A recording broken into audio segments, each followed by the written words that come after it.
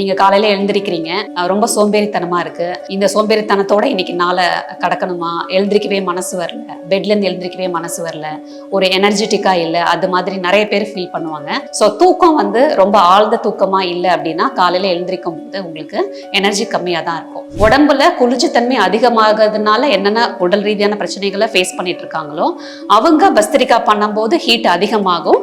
அப்போ அவங்களுக்கு இது ரொம்ப பெனிஃபிஷியலா இருக்கும்.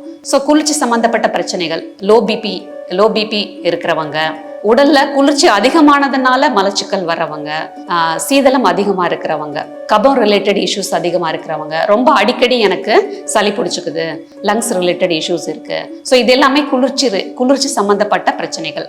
ஸோ இவங்க எல்லாருமே பஸ்திரிக்காவை தினமும் பண்ணும்போது தேவையான சூடு உடம்புல அதிகரிக்கும். உங்களோட விரல்களை மூடிக்கிறீங்க. மூடின விரல்களோட கையை உங்க தோள் பட்டைக்கு நேரா வச்சுக்கிறீங்க. கை முட்டி உடம்போட ஒட்டி இருக்கட்டும், வெளியில நீட்டிட்டு இருக்க கூடாது. நீங்க உள்மூச்சு ரொம்ப நிதானமா எடுக்கும் போது கொஞ்சம் கொஞ்சமா உங்க கைகளை மேல உயர்த்த ஆரம்பிச்சிடணும். மூடி இருக்கிற விரல்களை நான் மேல போகும்போது நீட்டிட்டேன். மொத்த உள்மூச்சு எடுத்ததுக்கு அப்புறமா, அதுவும் மெல்லமா எடுத்ததுக்கு அப்புறமா வெளிமூச்சை நீங்க ஒரு நொடியில பண்ணிடணும். ரொம்ப சோம்பேறித்தனமா இருக்குன்னு நினைக்கிறவங்க, குளிர்ச்சி தன்மை உடம்புல அதிகமானதுனால பிரச்சனைகளை ஃபேஸ் பண்றவங்க, லோ பிபி இருக்கிறவங்க எல்லாருமே இதை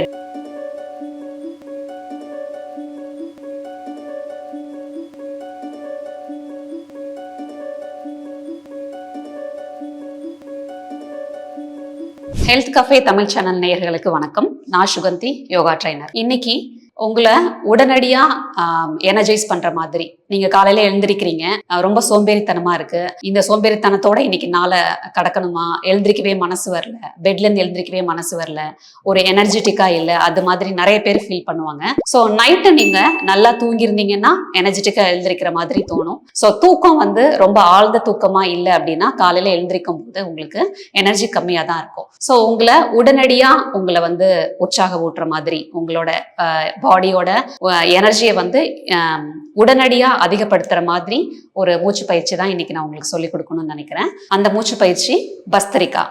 ஸோ இந்த பஸ்திரிக்காவை யாரு பண்ணக்கூடாதுன்னு முதல்ல சொல்லிடுறேன். உடல் ரீதியா அதிக வெப்பம் இருக்கிறவங்க, மாதவிடாய் காலத்துல இருக்கிறவங்க, கர்ப்பிணி பெண்கள், உயர் ரத்த அழுத்தம் இருக்கிறவங்க இந்த மூச்சு பயிற்சியை பண்ண வேண்டாம். மற்ற எல்லாருமே பண்ணலாம். உங்களோட சோம்பேறித்தனத்தை விளக்குறதுக்கும் உடனடியா ஒரு எனர்ஜியை நீங்க வர வச்சுக்கிறதுக்கும் இந்த மூச்சு பயிற்சியை நீங்க எப்ப வேணா பண்ணலாம், தினமும் கூட பண்ணலாம். ஏன் இவங்கெல்லாம் பண்ணக்கூடாது அப்படின்னா, நான் மென்ஷன் பண்ண எல்லாமே வெப்பம் சம்பந்தப்பட்ட பிரச்சனை இருக்கிறவங்க, உயர் ரத்த அழுத்தம், வெப்பம் சம்பந்தப்பட்ட பிரச்சனை, மாதவிடாய் காலத்துல பெண்கள் இருக்கும்போது அவங்களோட உடம்பு சாதாரணமாவே அந்த நாட்கள்ல சூடு அதிகமாக தான் இருக்கும் உடம்புல. கர்ப்பிணி பெண்களுக்கு உடம்புல சூடு உடனடியாக அதிகமாக கூடாது. கான்ஸ்டிபேஷன் இருந்தாலும், ஹீட் ரிலேட்டடா உங்களுக்கு மலச்சிக்கல் இருந்ததுனாலும் இந்த பஸ்திரிக்கா பண்ணும்போது இன்னும் சூடு அதிகமாயிடும். அதனால பிரச்சனை அதிகமாக தான் ஆகும். அதனால எந்த சூடு சம்பந்தப்பட்ட உடல் ரீதியான பிரச்சனைகள் இருந்தாலும் நீங்க பஸ்திரிக்காவை அவாய்ட் பண்ணிக்கலாம். இல்லாட்டி குறைஞ்ச முறை பண்ணலாம். ரொம்ப அதிக முறை பண்ணாம ஒரு 5 தடவை பஸ்திரிக்கா, 10 தடவை பஸ்திரிக்கா பண்றதோட நிறுத்திக்கலாம். ரொம்ப அதிக முறை நீங்க பயிற்சி பண்ண தேவையில்லை. இவங்கெல்லாம் பண்ணக்கூடாதுன்னு சொல்லிட்டேன். ஸோ குளிர்ச்சி சம்பந்தப்பட்ட பிரச்சனைகள் இருக்கிறவங்க பஸ்திரிக்கா பண்ணும்போது உடம்புல குளிர்ச்சி தன்மை அதிகமாகிறதுனால என்னென்ன உடல் ரீதியான பிரச்சனைகளை ஃபேஸ் பண்ணிட்டு இருக்காங்களோ அவங்க பஸ்திரிக்கா பண்ணும்போது ஹீட் அதிகமாகும். அப்போ அவங்களுக்கு இது ரொம்ப பெனிஃபிஷியலா இருக்கும். ஸோ குளிர்ச்சி சம்பந்தப்பட்ட பிரச்சனைகள், லோ பிபி இருக்கிறவங்க, உடல்ல குளிர்ச்சி அதிகமானதுனால மலச்சிக்கல் வரவங்க, சீதளம் அதிகமா இருக்கிறவங்க, கபம் ரிலேட்டட் இஷ்யூஸ் அதிகமா இருக்கிறவங்க, ரொம்ப எனக்கு சளி பிடிச்சிக்குது, லங்ஸ் ரிலேட்டட் இஷ்யூஸ் இருக்கு. ஸோ இது எல்லாமே குளிர்ச்சி சம்பந்தப்பட்ட பிரச்சனைகள். ஸோ இவங்க எல்லாருமே பஸ்திரிக்காவை தினமும் பண்ணும்போது தேவையான சூடு உடம்புல அதிகரிக்கும். சூடு அதிகமா இருக்கிறவங்க தான் நான் இதை பண்ணக்கூடாதுன்னு சொன்னேன். பட் குளிர்ச்சித்தன்மை அதிகமா இருக்கிறவங்க இதை பண்ணும்போது தேவையான சூடு தன்மைக்கு உடம்பு வரும். அதனால அவங்களுக்கு இருக்கிற பிரச்சனைகள் நல்லாவே குறைய ஆரம்பிக்கும். இதை நிறைய பேர் பலன் அடைஞ்சு சொல்லியிருக்காங்க. ஸோ பஸ்திரிக்கா காலை மடக்கி உட்கார முடியல அப்படின்னா நீங்க சுகாசனாலேயே உட்காந்துக்கலாம். இல்லாட்டி காலை மடக்கி வஜ்ராசனால நீங்க உட்காந்துக்கணும். வஜ்ராசனால நீங்க உட்காரும் போது 2 முட்டியும் சேர்ந்து இருக்கணும். பின்னாடி 2 கால் கட்ட விரலும் சேர்ந்து இருக்கணும். குதிகால்களை நீங்க பிரிச்சுட்டு அந்த படகு ஷேப்ல இருக்கிற ஷேப்ல நீங்க உங்களோட பட் மசில பிளேஸ் பண்ணணும். முட்டி 2ம் சேர்ந்து இருக்கணும். முதுக கூன் போடக்கூடாது, முதுகு நேரா இருக்கணும். மூச்சு பயிற்சி உங்க உடம்புல சூடு அதிகமாக்குதோ அந்த மூச்சு பயிற்சி பண்றப்போ நீங்க கண்களை திறந்து தான் வச்சிருக்கணும். நம்ம நாடி சுத்தி பண்றப்ப கண்களை மூடி பயிற்சி பண்ணோம், பிரம்மரி பண்ணப்ப கண்களை மூடி பயிற்சி பண்ணோம். ஸோ நிறைய மூச்சு பயிற்சியை நீங்க கண்களை மூடி தான் நீங்க பயிற்சி பண்ணுவீங்க. குளிர்ச்சி தர மூச்சு பயிற்சிகள், வெப்பம் தர மூச்சு பயிற்சிகள், ரெண்டுத்தையும் ஈக்குவலா கொடுக்குற மாதிரியான மூச்சு பயிற்சிகள் நிறைய இருக்கு. இதுல நீங்க குளிர்ச்சி தர மூச்சு பயிற்சிகளையும் ரெண்டுத்தையுமே சமமா கொடுக்குற மூச்சு பயிற்சிகளையும் கண்ணை மூடி நீங்க பயிற்சி பண்ணலாம். வெப்பம் தர மூச்சு பயிற்சிகளை நீங்க கண்ணை திறந்துட்டு தான் பயிற்சி பண்ணணும். ஸோ பஸ்திரிகா வெப்பம் தர ஒரு மூச்சு பயிற்சி. ஸோ கண்களை நீங்க திறந்தே வச்சுக்கலாம். உங்களோட விரல்களை மூடிக்கிறீங்க. மூடின விரல்களோட கைய உங்க தோள்பட்டைக்கு நேரா வச்சுக்கிறீங்க. கை முட்டி உடம்போட ஒட்டி இருக்கட்டும், வெளியில நீட்டிட்டு இருக்க கூடாது. நீங்க உள்மூச்சு ரொம்ப நிதானமா எடுக்கும் போது கொஞ்சம் கொஞ்சமா உங்க கைகளை மேல உயர்த்த ஆரம்பிச்சிடணும். மூடி இருக்கிற விரல்களை நான் மேல போகும்போது நீட்டிட்டேன். மொத்த உள்மூச்சு எடுத்ததுக்கு அப்புறமா, அதுவும் மெல்லமா எடுத்ததுக்கு அப்புறமா வெளிமூச்சை நீங்க ஒரு நொடியில பண்ணிடணும். எஸ், உள்மூச்சு நீங்க எவ்வளவு நிதானமா எடுத்தீங்களோ அதுக்கு எதிர்மறையா நீங்க வெளிமூச்சை ஒரே நொடியில முடிக்கணும். அப்போ உங்க 2 நாடிகளையும் வேகமா நீங்க காத்த வெளியேற்றுற மாதிரி பண்ணணும். ஒரு நொடியில நீங்க மூச்சை வெளியேற்றும் போது எந்த பொசிஷன்ல நீங்க ஸ்டார்ட் பண்ணீங்களோ அதே பொசிஷன்ல உங்க கை வந்திருக்கணும். மூடின விரல்களோட கை வந்து தோலுக்கு முன்னாடி இருக்கட்டும், கை முட்டி உடம்போட இருக்கட்டும்.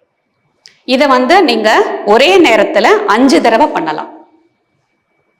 இடையில கைகளை மடி மேல வச்சுட்டு ஒரு நார்மலான சாதாரணமான உள்மூச்சு வெளிமூச்சு எடுத்துட்டு திரும்பவும் இதை நீங்க தொடரலாம். இது மாதிரி 3 தடவை பண்ணீங்கன்னா 15 தடவை பஸ்திரிகா பண்ணிடுவீங்க. ஏன் கூட நீங்க சேர்ந்தே கூட பஸ்திரிகா பயிற்சி பண்ணலாம். முதல் முறையில 5 தடவை பஸ்திரிகா பண்றோம். உள்மூச்சு ரொம்ப நிதானமா,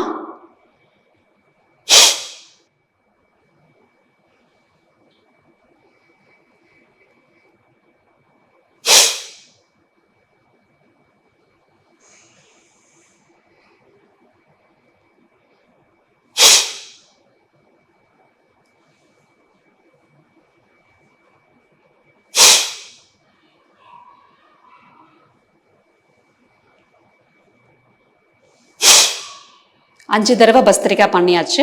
நீங்க 2வது முறை நீங்க ரிப்பீட் பண்றதுக்கு முன்னாடி உங்க கைகளை மடி மேல வச்சு ஒரு சாதாரணமான உள்மூச்சு வெளிமூச்சு எடுத்துக்கோங்க. இவ்வளவு நேரம் நீங்க பண்ணிட்டு இருந்தது சாதாரணமான மூச்சு இல்ல, ஒரு மூச்சு பயிற்சியை நீங்க பண்ணீங்க. ஸோ இதுக்கு இடையில நீங்க ஒரு சாதாரணமான மூச்சும் எடுத்துக்கணும். சாதாரணமான உள்மூச்சு, சாதாரணமான வெளிமூச்சு. இப்போ 2வது முறை நம்ம இதை திருப்பியும் பண்றோம். 5 தடவை பண்றோம்.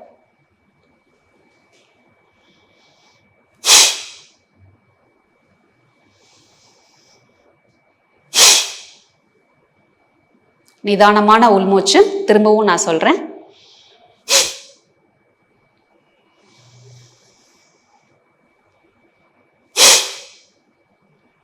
அஞ்சாவது முறை பஸ்திரிகா பண்றீங்க.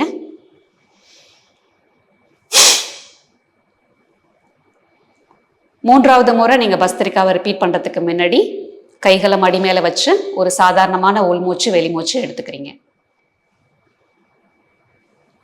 3வது முறை செஞ்சு முடிக்கிறப்போ நீங்க 15 தடவை பஸ்திரிகா பண்ணியிருப்பீங்க. இது ஒரு சாதாரணமான எண்ணிக்கை தான்.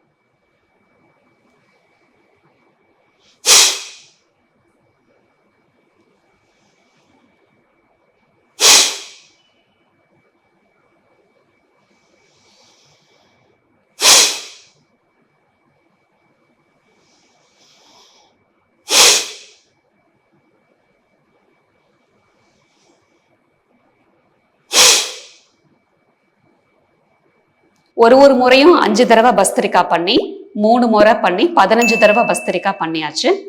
ஒரு சாதாரணமான உள்மூச்சு வெளிமூச்சோட நீங்க பஸ்திரிக்காவை முடிச்சுக்கலாம். ரொம்ப சோம்பேறித்தனமா இருக்குன்னு நினைக்கிறவங்க, குளிர்ச்சித்தன்மை உடம்புல அதிகமானதுனால பிரச்சனைகளை ஃபேஸ் பண்றவங்க, லோ பிபி இருக்கிறவங்க எல்லாருமே இதை டெய்லியும் பண்ணி பலனடையலாம். வணக்கம். இந்த வீடியோ உங்களுக்கு பிடிச்சிருந்தா லைக் பண்ணுங்க, ஷேர் பண்ணுங்க, கமெண்ட் பண்ணுங்க. மறக்காம ஹெல்த் கஃபே தமிழ் சேனலை சப்ஸ்கிரைப் பண்ணிட்டு பெல் பட்டனை கிளிக் பண்ணிடுங்க.